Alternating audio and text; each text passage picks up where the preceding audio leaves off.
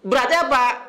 Informasi-informasi yang disampaikan oleh Wasekjen Nasdem ini adalah informasi-informasi apa? Sampah.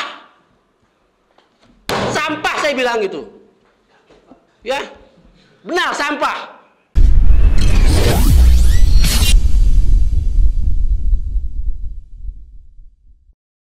Bismillahirrahmanirrahim. Assalamualaikum warahmatullahi wabarakatuh. Waalaikumsalam warahmatullahi wabarakatuh. Alhamdulillahirabbil alamin wassalatu wassalamu ala asrafil anbiya'i wal mursalin wa ala alihi wa sahbihi ajmain. Amma ba'. Baik. Khilafah adalah ancaman. Wah, ini temanya dahsyat ini. Ya. Tadi pembicara satu, Bung pengacara kita ini sudah membeberkan. Terus Pak Kiai kita juga sudah menjelaskan dasarnya. Nah sekarang kok masih ada narasi-narasi bahwa khilafah itu ancaman. Nah pertanyaannya, ini sumber narasinya dari mana ini? Ya kan? Kalau sumber-sumber narasi seperti itu dibiarkan, ya, tidak kita telusuri dari mana asalnya, ini akan tetap menjadi apa? Ya, setiap saat pasti akan diulang. Nah, setiap saat pasti diulang sesuai dengan apa? Kepentingan siapa yang membuat narasi. Ya. Nah, kita coba. Ya, ini bukan asumsi saya. Ya. Narasi bahwa khilafah adalah ancaman itu bisa kita telusuri dari pemahaman siapa itu. Nah, bentuk negara kita ini dari awal sudah mengadopsi bentuk negara sekuler. Nah, katanya kesepakatan. Tapi kalau saya pribadi mengatakan kesepakatan siapa gitu. Ya. Walau alam gitu ya. Kalau memang ada kesepakatan berarti kan ada dokumennya gitu. Ya. Nah, kalau mengadopsi pemahaman sekuler, kita bertanya kembali. Dasarnya apa sekularisme ini gitu? Siapa yang mencetuskannya? Dari mana dia berasal gitu? Ini kan pertanyaan paling mendasar dulu yang mesti kita jawab gitu. Kenapa? Karena narasi-narasi bahwa khilafah adalah ancaman itu tidak mungkin datang dari umat Islam, nggak mungkin. Kan logika akal sehatnya kayak gitu. Pasti di luar umat Islam gitu. Nah, pertanyaan berikutnya, ini siapa? Ini agenda siapa ini gitu? Ya. Nah, kita lihat. Paham sekuler itu awalnya berasal dari apa? Sejarah kelam orang barat di Eropa sana gitu. Ya, abad pertengahan, ya. Mereka dianggap sebagai apa? Benua yang gelap. The Dark Age, abad kegelapan. Ya, saking gelapnya apa gitu. Ya, nanti bisa baca sendiri, ya, di buku-buku sejarah gitu. Ya, yang berkuasa saat itu siapa? Gereja dengan pendeta-pendeta mereka gitu, dengan para bangsawan gitu. Rakyat dianggap apa? Ya, seperti ya budak-budak mereka gitu. Nah, karena dominasi gereja dengan bangsawan inilah yang membuat ketidakpuasan rakyat, ya, sehingga membuat rakyat berontak, memunculkan apa? Revolusi. Nah, revolusi inilah ya yang membuat apa? Paham sekularisme itu mendapat tempat di Eropa. Kenapa? Peran agama dalam hal ini Kristen itu dipisahkan dari negara yang mereka bentuk itu. Nah, jadi pengalaman gelap barat inilah yang sebenarnya apa? Diimpor atau diekspor. Kalau dari sana misalnya. Kita mengimpor, mereka mengekspor. Ya, pemikiran ini gitu. Nah, pertanyaan berikutnya gitu. Kalau narasi-narasi khilafah adalah ancaman, ternyata apa? Kita telusuri awal pemahamannya berasal dari pemahaman sekularisme gitu. Kenapa? Khilafah itu negara. Ya kan? Nah, sementara di barat sana, ya, negara itu tidak boleh, atau tanda petik misalnya ya, agama tidak boleh mencampuri urusan negara. Ya. Sampai ada jargon mengatakan, kaisar urusannya apa? Untuk kaisar. Ya kan? Agama urusan itu apa? Para pendeta gitu. Terjadi pemisahan gitu. Nah, kejadian inilah ya, yang dibawa kepada dunia-dunia Islam pasca runtuhnya khilafah. Ya. Selagi khilafah masih Islam berdiri, yang namanya narasi-narasi tadi itu tidak pernah muncul, saudara-saudara sekalian. Jadi aneh gitu loh. Jadi umat Islam tidak pernah dalam sejarahnya mengalami terpisahnya urusan negara dengan agama, atau sebaliknya urusan agama dengan negara. Itu satu paket. Nah, sekarang tiba-tiba ya negara kita ini mengadopsi apa? Sekularisme. Kan aneh gitu loh. Mayoritas penduduk Indonesia ini adalah kaum muslimin, tapi mengadopsi pemikiran sekuler. Ini kita ada apa gitu? Ya. Katakan kesepakatan. Saya bertanya kembali, sejak kapan ada kesepakatan mengambil sekularisme bentuk negara? Ya kan? Nah, kalau kita angkat ya sejarah bangsa ini gitu, sebenarnya siapa yang membuat permasalahan ini semakin rusak? Ya, permasalahan bangsa ini semakin semakin runyam gitu. Apakah Islam dengan khilafahnya? Kan tidak. Sampai muncul narasi itu ya, pasang badan gitu kan? Ya, kalau dua ormas tadi dihidupkan kembali kalau seandainya Anies menang jadi presiden, itu kan masih berandai-andai. Ya. Yang partai pengusungnya aja pun masih pecah kongsi ya kan? Gimana mau mengusung gitu loh. Ya kan? Yang ngomong wasekjen gitu loh. Ini kan termasuk elit politik gitu. Ya. Saya pribadi mengatakan gitu, nggak usah ngurusin urusan orang lah. Silakan urus urusan Nasdem sendiri gitu. Itu yang di Jawa Timur yang kadernya terlibat korupsi dana hibah DPRD gitu. Aduh. Ya, ente ngomong apa itu, Taslim? Ya. Ngurusi urusan orang, urusan dalam negeri aja lo nggak beres gitu loh. Nah. Kasus-kasus lagi yang melibatkan kader-kader Nasdem kan banyak. Yang terbaru yang itu, yang di Surabaya gitu, kasus dana hibah DPRD itu. Nah, artinya apa? Berarti apa? Informasi-informasi yang disampaikan oleh Wasekjen Nasdem ini adalah informasi-informasi apa? Sampah. Sampah saya bilang gitu. Ya. Benar, sampah. Ya. Jumpa lagi. Luar biasa gitu pernyataan-pernyataan seperti itu gitu. Pasang badan. Kalau kau pasang badan, aku pasang badan. Mantap. Aku ada Medan. Mau apa kau? Ya. Soal pasang badan gitu. Ya. Ngasih garansi lagi gitu. Aku juga garansikan gitu. Ya, luar biasa kalau seperti itu pernyataan-pernyataannya gitu. Ya. Nah, kita kembali. Ya, narasi-narasi mengatakan khilafah ancaman itu gitu. Nah, kita lihat semenjak kapan Indonesia berdiri gitu. Ya. Adakah khilafah merusak Indonesia gitu? Kan nggak pernah gitu. Kita lihat sejarahnya ya Indonesia ini. Saya membuat periodisasi gitu. Ya. Nah, pada tahun kemerdekaan awal 1945 sampai tahun 59 sampai terjadinya dekret presiden itu apa? Negara mengadopsi sekularisme, demokrasi liberal. Buktinya apa? Gonta-ganti kabinet. Ada kabinet umurnya nggak sampai setahun. Ya. Jadi dari 45 sampai 59 itu demokrasi liberal. Ya, tetap azasnya apa? Sekularisme. Ya. Nah, berikutnya 59 sampai 66 ya. Itu tetap sekularisme. Ya.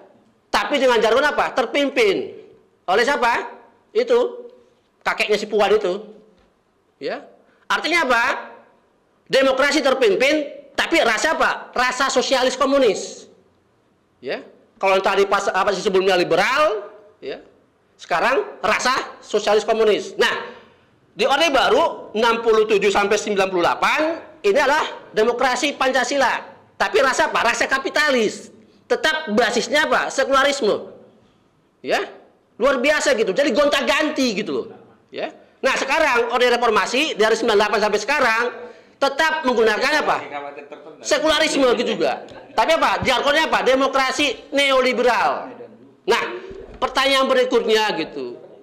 Kalau negara ini gonta-ganti ya, sistem pemerintahannya tadi ya.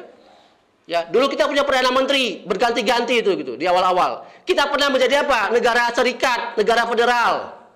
Ya kan? Berarti nggak NKRI harga mati. Bukan NKRI harga mati. Kalau mati harga NKRI itu Timur Timur nggak akan lepas. Ya kan? Atau mungkin Aceh entar lagi minta berontak lagi tuh. Ya, dengan GAM-nya misalnya gitu. Artinya apa? Ada permasalahan yang paling krusial di negeri ini apa? Itu tadi, sekularisme tadi gitu. Ya. Artinya apa? Sekularisme menghasilkan paham-paham inilah yang merusak negara ini gitu. Contohnya apa gitu? Sekularisme adalah pemisahan ya, urusan agama dengan urusan negara gitu. atau memisahkan urusan agama dengan kehidupan gitu. Nah, saya mengutip fatwa Syekhul Islam Khilafah Turki Utsmaniyah yang terakhir, Syekh Mustafa Sabri Effendi. Dia mengatakan apa? Sekularisme adalah pemisahan negara dan agama, jalan terdekat untuk murtad. Ya, murtad. Yang penting jangan kena laptopnya aja. Iya, nggak apa-apa itu. Ya, artinya jelas gitu. Ya, jadi apa? Kalau makin terus memelihara sekularisme ini gitu, cepat atau lambat, kita katanya mayoritas negeri ini gitu. Ini fatwa Syekhul Islam, ya, fatwa terakhir, ya, yang dikeluarkan oleh Syekh terakhir dari Khilafah Turki Utsmani gitu. Terbuktikan sekarang gitu kan? Ya, sekularisme membuat apa? Kita kaum muslimin lama-lama apa? Bisa murtad. Nah, itu kemarin yang sidang ijazah palsu itu, ya kan? Di KTP Islam. Ya kan? Di KTP Islam, tapi begitu ditanya bukan di sidang. Itu artinya apa? Ya kan? Nah, pembohong. Berarti apa? Sekularisme, pemisahan urusan agama dan agama dan negara ini membuat apa? Manusia Indonesia ini apa? Split personality. Ya, personality ganda. Masalah ibadah, masalah agama itu urusan pribadi gitu. Masalah urusan negara itu lain cerita lagi gitu. Apa seperti itu dalam Islam? Kan tidak. Ya. Nah, artinya saudara sekalian, ya, akar narasi bahwa khilafah itu adalah ancaman, ya. Saya pribadi mengatakan ada 3 penyebabnya. Ya, ada 3 penyebabnya yang saya rangkum. Ya. Yang pertama, distorsi. Mungkin masih ingat ya kata-kata distorsi dulu tuh ya. Penyimpangan pemahaman makna khilafah mengambil dari khasanah luar Islam. Buktinya apa? Nah, kita lihat, saya mengutip dari webnya Badan Pembinaan Ideologi Pancasila. Ya, narasinya mengatakan seperti ini gitu. Ya, makna khalifah di dalam Al-Qur'an menekankan kualifikasi individual sebagai pemimpin atau khalifah, bukan menekankan pada sistem pemerintahannya atau khilafah. Kan jelas pemisahan. Ya kan? Distorsi ini ya. Distorsi. Nah, sekarang pertanyaannya, dia mengambil definisi tafsir ini dari siapa? Rujukannya mana? Rujukannya mana? Nah, sementara tadi Pak Kiai sudah menjelaskan, ya kan? Iya. Berarti kontradiktif kan? Betul. Benar. Nah, narasi ini terus dijalankan terus gitu. Berarti kan ada apa? Ada sesuatu di belakang yang bermain. Ya kan? Nah, yang kedua, itu yang dari dalam negeri. Nah, saya kutip lagi nih, perkataan Profesor Nadir Shah Hussein, ya, dosen tetap di Fakultas Hukum Monash University di Melbourne, Australia gitu. Ya. Sengaja, walaupun dia mengaku muslim juga ya. Nah, dia katakan apa gini? Tidak ada istilah khilafah dalam Al-Qur'an. Wah, berani ya. Ya. Terus tidak ada istilah khalifatul fil ard dalam Al-Qur'an. Dan hanya 2 kali Quran menggunakan istilah khalifah, ya, ditujukan untuk Nabi Adam dan Nabi Daud. Ini pernyataan kalau kita telusuri apa ini? Menunjukkan apa? Split pemahaman, split personality gitu. Satu sisi aku ini Islam, tapi pemikirannya kalau dalam Islam munafik gitu ya, split itu ya. Ente yang ngomong bukan aneh. Tapi mengarah ke sana saya sepakat. Yeah. Nah, dan ini diamini 2 pendapat ini oleh, ya nggak usah sebut ormasnya lah, kita udah tahu itu siapa. Ya. Cukup ya, jangan sebut ormas. Iya. Jangan sebut ya. Enggak boleh. Ya, nanti diperkarakan lagi saya gitu ya. Nah, itu yang pertama, distorsi pemahaman khilafah. Ternyata mengambil dari khasanah luar Islam. Ya, mestinya ngambil dari sini ya Pak Kiai ya. Iya. Nah, fikih 4 mazhab. Ini fikih siapa nih tadi? Fikih barat ya. Nah. Oke, yang kedua, kampanye ormas-ormas yang mengaku ormas Islam yang menolak khilafah itu yang termakan isu radikalisasi. Yang sejatinya apa? Agenda barat. Ya kan? Narasi-narasi deradikalisasi ini kan terus dinyanyikan, terus dibunyikan gitu. Nah, sasaran tembaknya siapa? Ya kan? Pastilah gerakan-gerakan yang menginginkan apa? Islam tegak secara totalitas. Ya kan? Sasaran tembaknya siapa? Itu tadi. Yang sudah disebutkan tadi gitu. Oke, yang ketiga, Nah, ini yang terkait dengan pernyataan si Taslim tadi gitu. Partai-partai sekuler ya? Partai-partai sekuler yang memanfaatkan isu khilafah untuk kepentingan mendulang suara menjelang 2024. 2024? 2024 ya? Iya, ya. kurang 2. Oh, kurang 2 ya udah. Ya, memang orang nggak pernah ikut pemilu masalahnya. Guna kepentingan mendulang suara karena kehabisan jualan. Nah, apa jualannya itu, Bang? ya itu jualan tadi, radikal gitu. Ya. Jadi 3 ya dari saya gitu. Distorsi ya, pemahaman, kampanye deradikalisasi, susah banget sih ngomongnya gitu. Nah, yang ketiga, jualan menjelang 2024. Nah, dari sini pertanyaan berikutnya gitu. Lah, kok sasaran tembaknya khilafah? Ini ceritanya gimana gitu loh. Jaga sembung bawa. Ya, situ yang punya agenda, ya kan? Tapi apa? Nyerempet-nyerempet khilafah ya? Nyerempet khilafah gitu. Kira-kira apa mungkin karena akhirnya 78, itu kali ya? Ya kan? Di beberapa survei dikatakan dari luar negeri sana miris kita gitu. AQ umat apa? Bangsa Indonesia itu cuma 78, sekian, nggak sampai 79 katanya. Tapi enggak, saya tinggi. Oh iya. Nah, pertanyaan berikutnya gitu, ya. Kalau narasi-narasi ini terus dikembangkan, khilafah adalah ancaman, ya kan? Berarti kan ada sesuatu yang menjadi apa? Ini kan by order sebenarnya, ya kan? Berarti apa? PO-nya udah keluar, ya kan? Purchasing ordernya sudah keluar. Berarti apa? Cuannya sudah datang. Yang namanya orang kelaparan, apapun dilakukan. Kondisi ekonomi Indonesia ini kan sedang tidak baik-baik saja. Kita kan sudah melakukan itu dari jauh-jauh hari gitu. Ya. Nah, jadi isu-isu yang seperti inilah, yang apa? Isu-isu apa? Isu-isu yang seksi ya. Nah, artinya apa? Ya bisa menghasilkan apa? Sesuatu yang bernilai apa? Fulus gitu. Nah, artinya saudara sekalian, ternyata apa? Bukan khilafah ancaman di negeri ini. Ternyata apa? Sekularisme, ya. Sekularisme akan melahirkan apa? Pemahaman-pemahaman berikutnya. Di bidang politik apa? Muncul apa? Paham demokrasi. Itulah yang sekarang diadopsi oleh negeri ini, demokrasi gitu kan. Semua ngomong demokrasi gitu. Ya kan? Nah, di bidang ekonomi muncullah apa? Paham kapitalisme gitu. Semua serba materi gitu. Ya kan? Nah, di bidang sosial muncullah apa? Paham hedonisme, serba bebas. Tadi udah diingkat tadi, hamil bersama gitu. Ya kan? Luar biasa sudah kerusakan negeri ini gitu. Ya kan? Dan itu bukan kerjaan khilafah. Enggak, orang khilafahnya belum ada, kok dituduh gitu kan aneh gitu loh. Sini Bang. Ya. Jadi sekali lagi saya katakan Taslim, ente berhalusinasi. Ya, berhalusinasi tingkat apa? Tingkat akut. Tingkat dewa. Ya, perlu diruqyah. Ya. Sekali lagi mengatakan seperti itu gitu. Ya. Oke. Karena sudah larut malam ya. Masih satu pembicara lagi masalahnya. Masih satu gebrakan lagi. Masih satu gebrakan lagi gitu. Nah, sekarang hasilnya apa? Kan timbul banyak masalah gitu. Kalau timbul banyak masalah, terus apa? Kan mesti ada konsep ideal yang terus ditawarkan. Nah, kita menawarkan konsep ideal ini tuh kenapa dianggap sebagai ancaman gitu? Kan ini kan masih tahap apa? Diskusi gitu.